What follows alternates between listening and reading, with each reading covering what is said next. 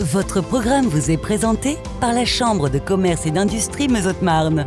La proximité engagée. La CCI Meuse-Haute-Marne, ensemble, on va plus loin. Salut à tous, bienvenue dans Locaux. Aujourd'hui, nous rencontrons l'entreprise Perfest Environnement, spécialisée dans le conseil et la revalorisation de déchets divers. Elle a décidé de nous accueillir dans l'entreprise Transplast Engineering, qui est spécialisée dans le tri de films et d'objets en plastique. Elle adapte son offre à chaque client pour valoriser l'économie circulaire et zéro déchet.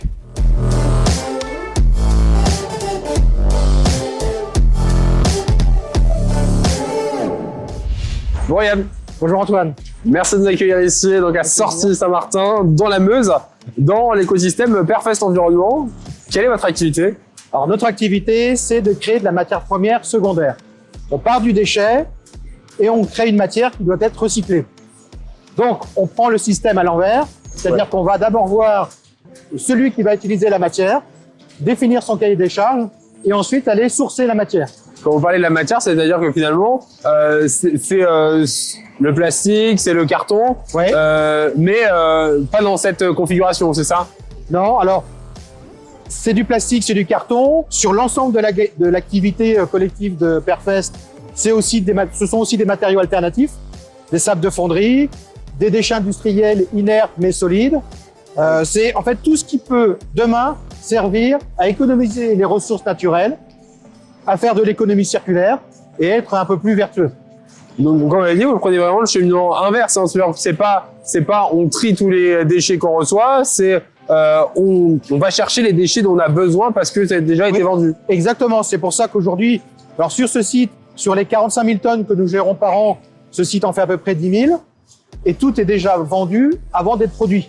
Vous voyez que je parle de production. Oui. Là où mes confrères vont parler de traitement de déchets, moi je préfère parler de production. Mais parce que vous avez aussi un atout hein, qui est ici, votre plus-value, elle est surtout là. C'est-à-dire que vous, effectivement, quand vous recevez cette matière un peu en gros, comme on le voit juste ici d'ailleurs, en recevant des grosses balles avec plein de supports mélangés, vous n'allez pas garder tout ça, vous allez les trier encore une fois. On va les trier en fonction des besoins des plasturgistes, parce que là il s'agit de plastique.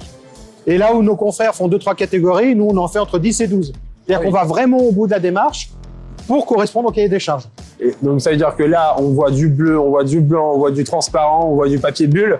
Demain, c'est des catégories différentes. Ce sont des catégories différentes, c'est classifié, c'est conditionné ensuite en balles, donc des balles qui vont faire 1 tonne. Donc de l'autre côté du De convoyeur. l'autre côté là-bas, avec une machine, il y en a 2 comme ça en France, qui nous permet d'optimiser et de massifier le transport. 2, dont une ici dans la Meuse. Voilà.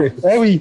Hein. Et la particularité finalement aussi, c'est de se dire que là, avec ces matières plastiques, tout ça, on y voit donc une meilleure revalorisation du déchet derrière. Ah, complètement. On est vraiment sur quelque chose de ciblé. Le principe, c'est que le meilleur déchet, c'est celui qui se recycle à l'infini. L'être humain produit du déchet, il l'a toujours produit. Par contre, on s'en est plus ou moins bien occupé.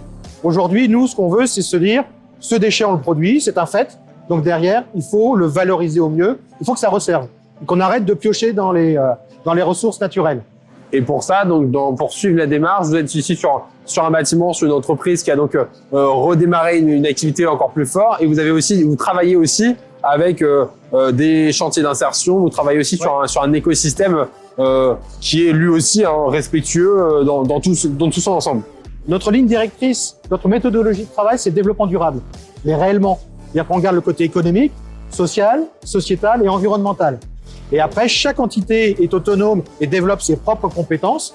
Et ici, c'est donc l'activité dans l'écosystème Perfest, c'est Transplast Engineering à Sorcy-Saint-Martin. On a une équipe des compagnons du chemin de vie. Alors, on y met de l'ingénierie. Dans une structure comme les nôtres, en tout, nous sommes 4 ingénieurs.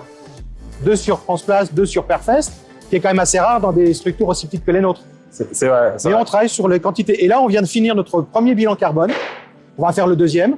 Et on peut d'ores et déjà dire que sur les 45 000 tonnes, on divise par 2 l'impact carbone en utilisant de la matière recyclée. Et ça aussi, ça fait partie de vos valeurs. Ouais. Et je pense que c'est fort. Et là, on en parle juste après. On parle des projets. Parce qu'il y a peut-être aussi de l'avenir encore pour l'ensemble de l'écosystème.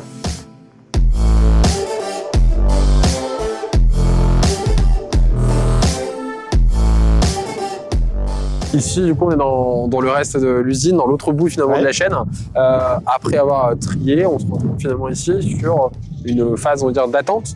Oui, pour que ce soit ensuite chargé et livré directement chez les clients. Là, c'est vrai, on parlait finalement tout à l'heure de clients, de fournisseurs. Ça part ici, là, dans le quart nord-est de la France. Quelle est votre zone de travail au quotidien? Alors, la zone de travail, c'est si possible la France, mais on travaille aussi en Europe. Il y a des produits qui partent en Espagne, en Italie, en Suisse, en Allemagne.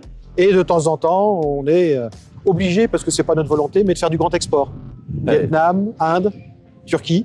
Et c'est là où... Voilà, pour certains produits qu'on ne sait plus valoriser en France, parce que ça demande de la technique et de la main-d'œuvre qu'on a pu, ou parce que tout simplement les usines ont fermé et qu'il y a plus d'offres que de demandes.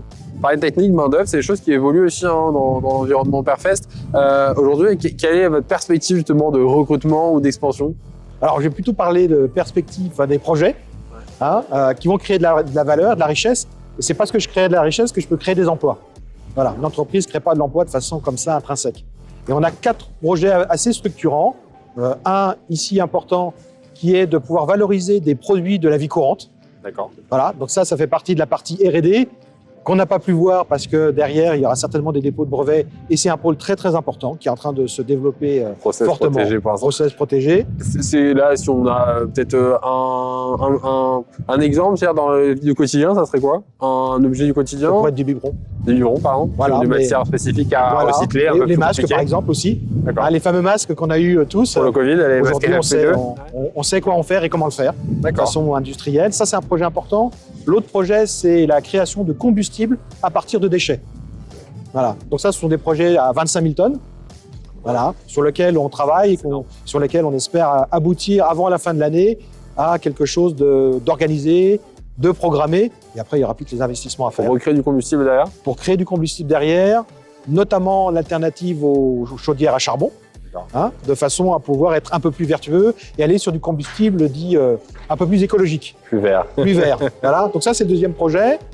Le troisième projet, ça concerne les matériaux alternatifs, c'est-à-dire des déchets industriels solides qu'on pourrait utiliser dans le monde des travaux publics, dans le monde agricole, aussi pour faire du béton, pour faire des murs.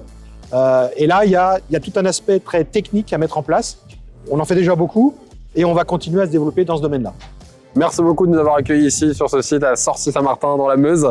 On se retrouve quant à nous très bientôt dans notre entreprise de la Meuse ou de Haute-Marne.